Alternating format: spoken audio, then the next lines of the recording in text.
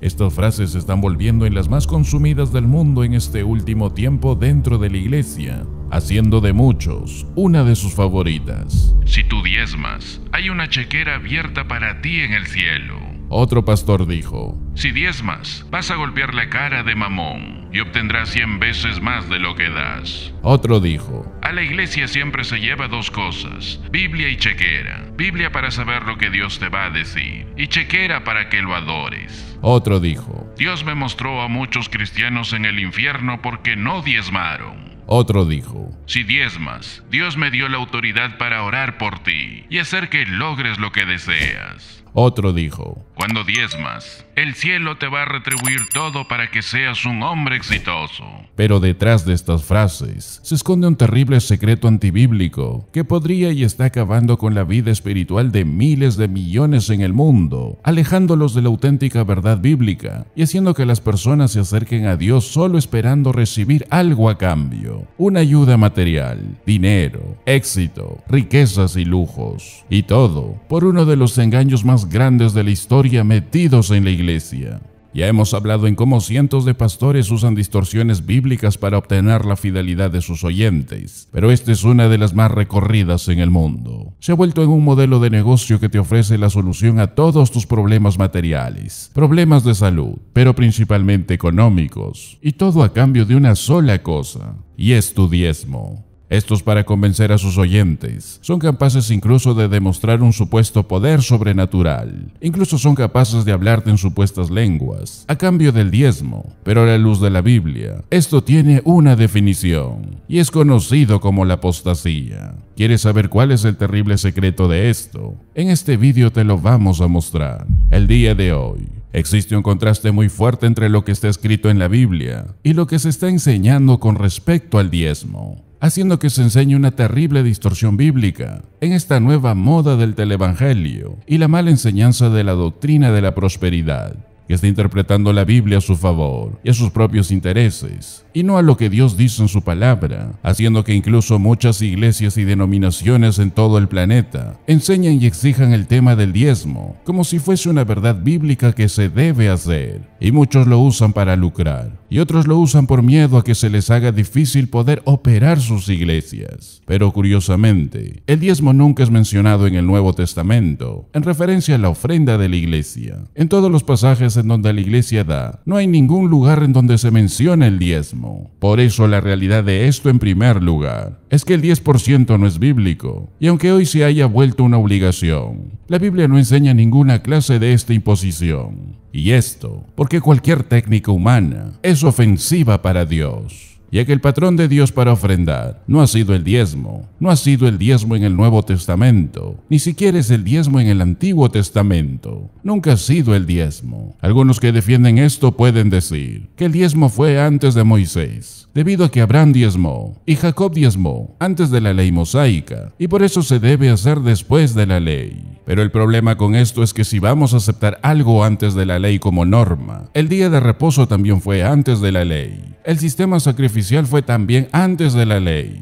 Entonces volveríamos a sacrificar animalitos. Pero no es así. No es escoger algo por conveniencia. El término diezmo aparece en el Antiguo Testamento, esto en el libro de Génesis, que es maser en el hebreo, y esto significa una décima parte, y esto aparece con Abraham. Génesis 14:20 es la primera mención del diezmo. Cuando Abraham peleó con algunos reyes, él había sido victorioso, y se llevó una cantidad tremenda del botín. Fueron grandes tesoros que él había conquistado, y al regresar él se encuentra con el rey de Salem. Salem es el nombre antiguo de Jerusalén, y él era un hombre llamado Melquisedec, quien no solo era un rey, sino según el libro de Hebreos también era un sacerdote, y dice que él era un rey y un sacerdote del Dios Altísimo. Abraham quiere expresar gracias a Dios por la victoria, y dice la Biblia que él le dio la décima parte. Ahora, no dice que Dios le dijo que hiciera eso fue voluntariamente. Otra cosa muy interesante es que no significa que él dio la 10ª parte de todo lo que él poseía. Él dio 1/10 de algo de lo que él tomó en esa batalla. Hebreos 7:2 dice que él dio 1/10 del botín. La palabra griega es acrontina, la cual significa el pináculo o lo de arriba, la parte de arriba del montón. Es decir, él le dio 1/10 de la parte de arriba del montón. No fue 1/10 del total, sino 1/10 parte de lo mejor que tenía. Ahora, Abraham vivió 160 años, y en ningún momento en las escrituras jamás se registra que él dio 1/10 en toda su vida, solo en ese evento. Y eso nos muestra algo, que no fue 1/10 de su ingreso, no fue 1/10 anual, sucedió solo una vez, y no hay registro de que él volvió a hacer eso. Ahora, algo más interesante son las ofrendas obligatorias desde Moisés. Se nos enseñó que la ofrenda era dar 1/10, y eso supuestamente lo dio Israel. Pero a modo de resumen, en Levítico 27 aparece un diezmo llamado el diezmo del Señor, o el diezmo de los levitas, y el diezmo de la tierra, así de la simiente de la tierra como del fruto de los árboles, del Señor es cosa dedicada al Señor. Números 18 dice que este diezmo era recolectado para ser dado a los levitas. El diezmo de los levitas era este 10% de todo lo que tenían en términos de vegetales, de la tierra, de los animales. Esto le pertenecía a Dios, y esto no era voluntario. Y el que no daba esto, le estaba robando a Dios. Incluso Malaquías dijo, ustedes me están robando en los diezmos. Algunos dicen, ahí está el 10%. Claro que sí, pero ¿sabes una cosa? ¿Sabías que en Deuteronomio 12 aparece un segundo diezmo, otro 10%, y este debía ser llevado a Jerusalén? La idea era estimular la devoción al Señor y promover la unidad en la familia, la unidad en los siervos, y todos iban a Jerusalén. Ahora, a algunos les va a sorprender esto, pero en Deuteronomio 14 aparece un tercer diezmo. En el versículo 28, al fin de cada 3 años, sacarás todo el diezmo de tus productos de aquel año y los guardarás en tus ciudades. Esto era para el extranjero, el huérfano y la viuda. Era llamado el diezmo para los pobres. Entonces, el primero era llamado el diezmo de los levitas, el segundo era llamado el diezmo de los festivales, y este tercero era llamado como el diezmo de los pobres. Entonces, si sacamos el cálculo matemático del total, del 10% del total, luego del 10% del 90%, y el otro 10% del otro restante, llegamos a un 23% aproximadamente. Ese fue el diezmo real del Antiguo Testamento, el diezmo real de Israel.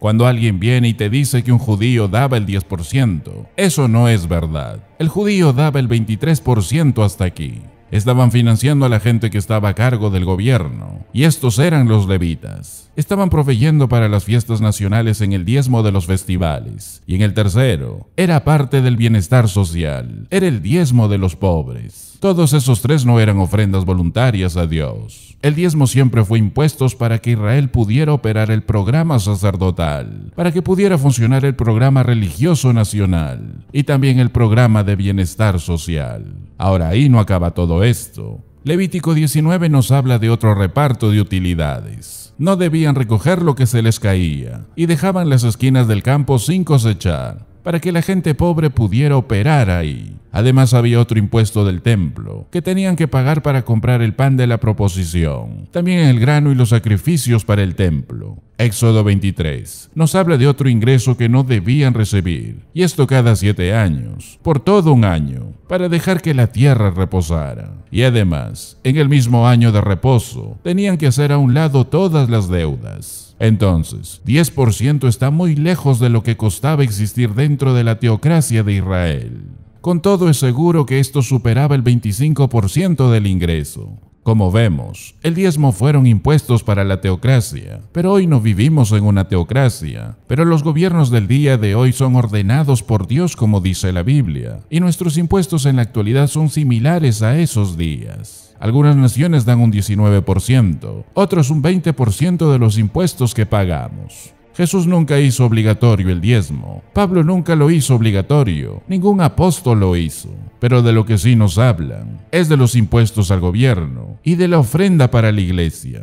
Pablo le dijo a los filipenses, debido a que me han dado tan generosamente, Dios va a suplir todo lo que les falta. Pero esto digo, el que siembra escasamente, también segará escasamente, y el que siembra generosamente, generosamente también segará. Y Dios quiere que nos preocupemos de los hermanos, de aquellos que predican la palabra fielmente, porque tienen necesidades como todos. Y lo maravilloso de esto es que nuestro Señor Jesucristo dijo acerca de esto, como se registra en Hechos 20:35, en todo os he enseñado que trabajando así se debe ayudar a los necesitados, y recordar las palabras del Señor Jesús que dijo, más bienaventurado es dar que recibir. Y eso es un hermoso principio para ofrendar en las Escrituras. Y la bendición que viene de eso es experimentado en todo cristiano fiel. Por eso vivamos en la verdad de su palabra, para caminar en santidad día a día y para proclamarla a cada criatura, hasta el día que nuestro Señor Jesucristo regrese por segunda vez. Gracias por ser parte del ministerio de la verdad de su palabra.